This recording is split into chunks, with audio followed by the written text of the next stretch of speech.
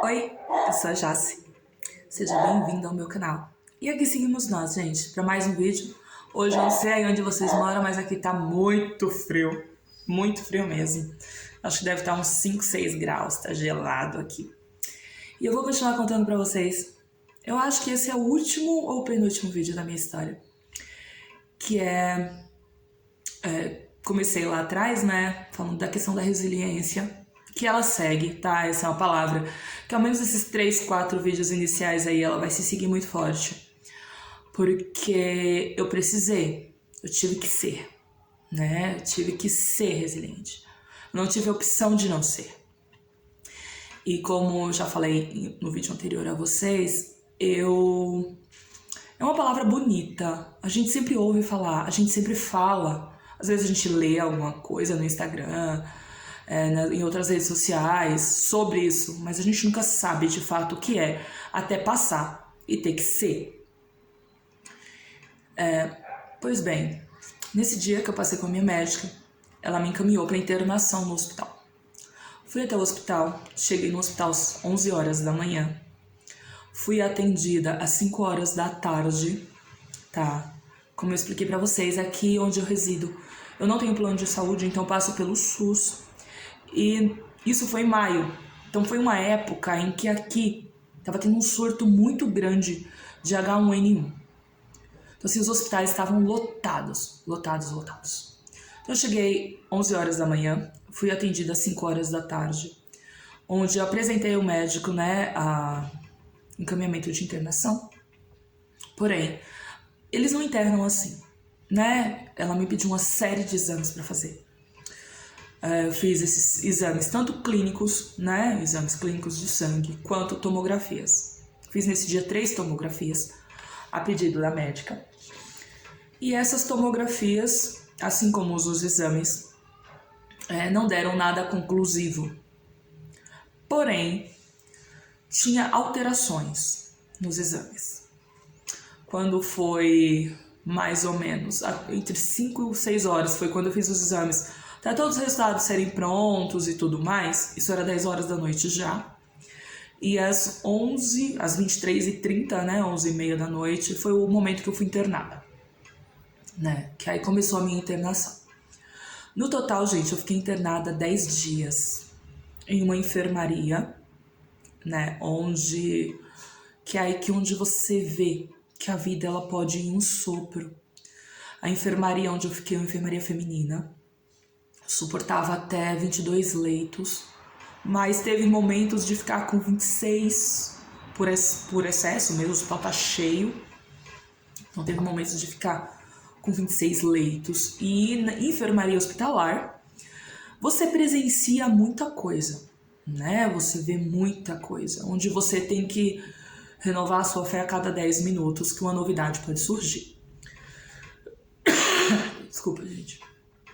E nesses 10 dias em que eu fiquei internada, eu fiz diversos exames. Todo tipo de exame que vocês possam imaginar.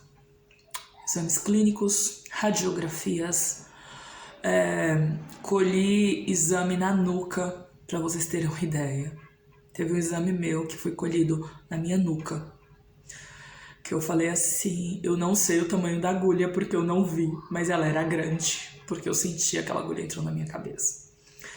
E nesses 10 dias internada, quando eu internei, depois dos 4, 5 dias, eu fui piorando, tá?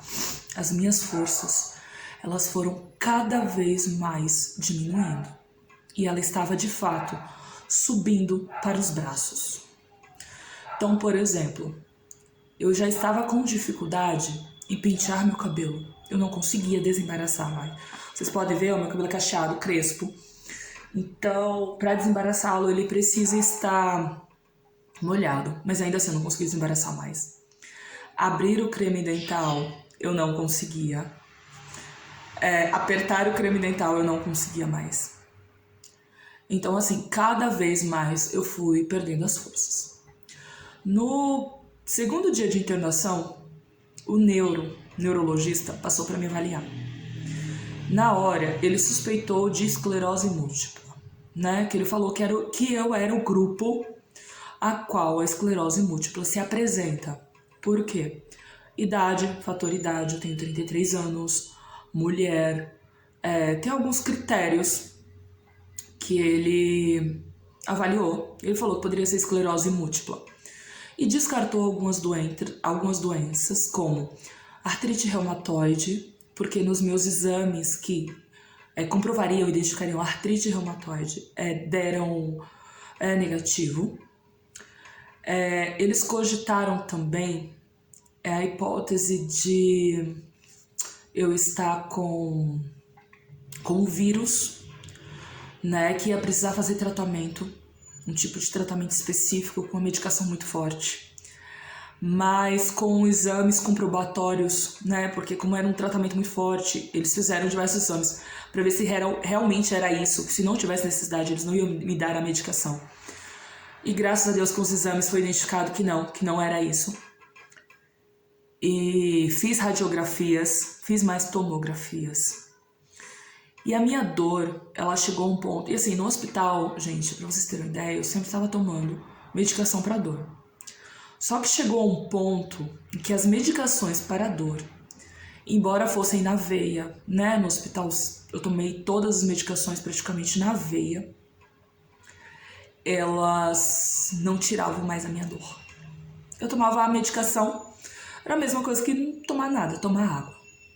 Então cheguei a um ponto que a única coisa que aliviava as minhas dores era a morfina.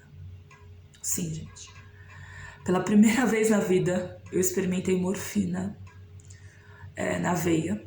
Né? Eu nunca tinha tomado morfina na vida. Né? Aquela velha história, né? Aquela coisa que eu só ouvi falar. Então, pela primeira vez, eu experimentei morfina. E foi a única coisa que aliviou minha dor. Costumava brincar que a morfina entrava na veia, a dor saía pelo dedinho do pé. Porque era a única coisa que aliviava. E nisso eu fui fazendo exames. E mais exames, e mais exames. Teve um dia que foi engraçado. O pessoal que colhia exame na madrugada, na noite, né, interno do hospital, nós chamávamos de vampirinhas, porque elas vinham madrugada pegar nosso sangue. E teve um dia que precisou colher 12 tubos de sangue. Quando chegou no 8º, na veia, onde ele estava colhendo, não tinha mais sangue. Teve que furar outra. E aí eu fiz, né, todos os exames, ressonância com contraste, tomografias, tudo mais.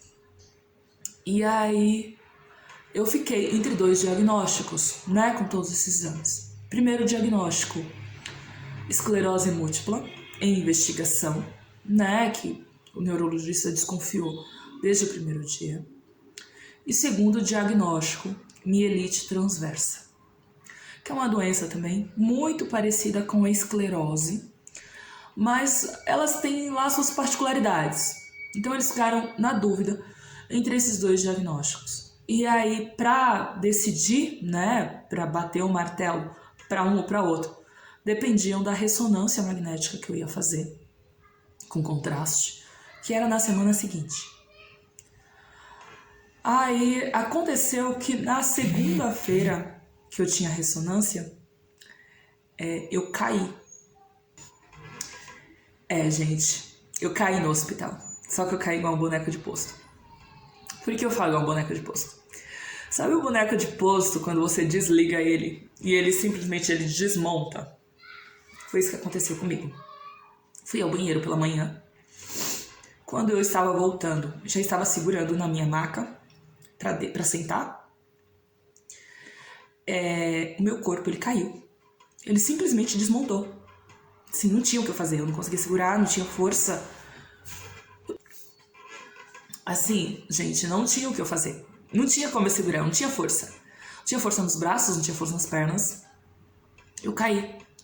E eu caí mais pro lado esquerdo. E nisso que eu caí pro lado esquerdo, eu virei o pé. Isso me gerou uma fratura. Eu quebrei a fíbula lá dentro do hospital, por falta de força, né? Nisso que eu caí, né, eu caí por falta de força. Foi só falta de força. Eu não tropecei, eu não bati em nada. O meu corpo, ele simplesmente desmontou. E nisso, eu quebrei a fíbula. Né, eu quebrei a fíbula lá dentro do hospital. Mas naquele dia eu fui levada para fazer raio-x e tudo mais. Só que naquele dia foi um dia que para mim foi muito agitado, porque eu tinha ressonância para fazer. Eu tinha que ir ao Hospital dos Olhos para uma nova avaliação do meu olho. E foi o dia que eu saí, que eu brincava, né? Eu fui passear de ambulância, eu passei o dia inteiro de ambulância. Fui fazer o que eu tinha que fazer e ao longo do dia a dor foi aumentando. Embora eu já tivesse feito raio-x e tudo mais, a dor foi aumentando. Na terça-feira foi quando o ortopedista veio me avaliar. Foi aí que ele viu que havia de fato quebrado, porque até então eu achei que tinha sido apenas uma torção. Mas quando ele veio me avaliar, ele falou, não, quebrou, precisamos engessar, né? Aí voltei, né, isso na segunda-feira, à noite. O laudo da minha ressonância saiu na terça. E graças a Deus, né, tem um lado positivo e um lado negativo em tudo, mas graças a Deus. Bom, e aí na segunda-feira, né, o laudo não saiu no mesmo dia, o laudo saiu só segunda à noite, o neurologista já havia passado. Mas graças a Deus, quando o laudo saiu da ressonância magnética, que era o que ia me diagnosticar de fato, né, me dar um tratamento de fato, ele saiu, eu não sei se é o lado positivo e negativo de tudo, né? Ele saiu que eu tinha microlesões, mas nada que identificasse uma esclerose múltipla avançada. Por quê? Nas 3 ressonâncias que eu fiz, não deu lesão, nem na cabeça, nem na coluna, nem na medula. Então, assim, eu tenho a doença, sim, sem lesão até o momento, graças a Deus. Isso pode ser justificado devido a quê? Devido eu ter identificado essa doença muito cedo. Gente, mais uma vez, eu não sou especialista, eu não entendo, tô passando para vocês informações que me foram passadas.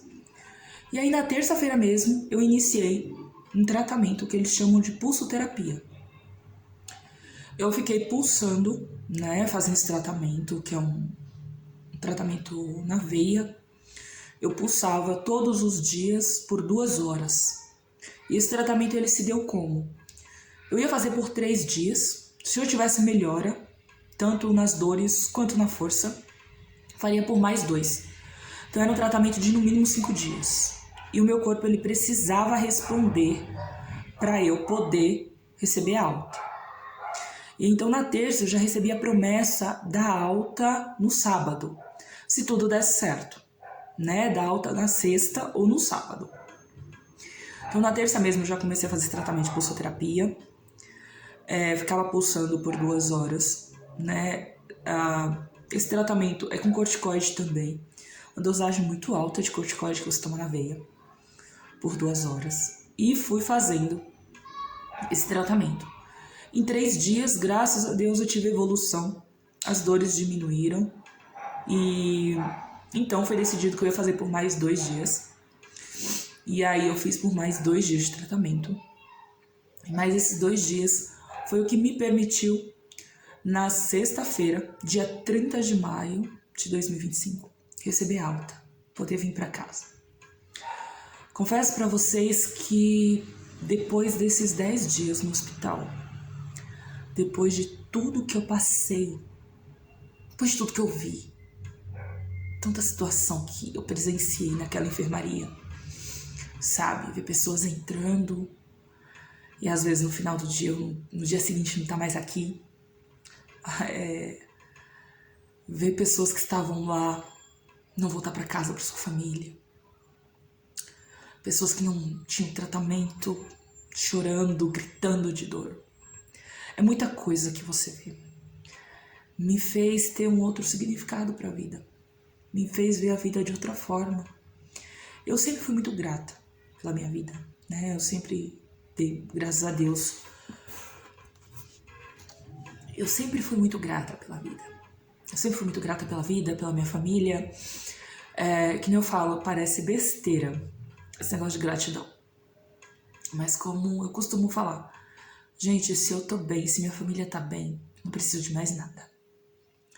Então, assim, tudo que eu presenciei lá, sabe? Tudo que eu vi me fez dar um valor, ter uma visão. Me fez dar um valor e ter uma visão muito maior. Muito maior. Uma proporção, uma dimensão muito maior. E também veio outra coisa, né? Que é aquela velha história do quem está com você quando esse tipo de coisa acontece. Porque eu vou te falar uma coisa. Família e amigos é uma coisa. Parente e amigos é outra. Por que eu digo isso? Porque quando você de fato precisa, são poucos. O que vão te dar apoio no que você precisa. E isso foi uma coisa que pra mim, assim, foi um pouco desafiador. Esses dias eu vi uma frase que pra mim fez muito sentido. Às vezes, você oferece aos outros aquilo que você mais precisa.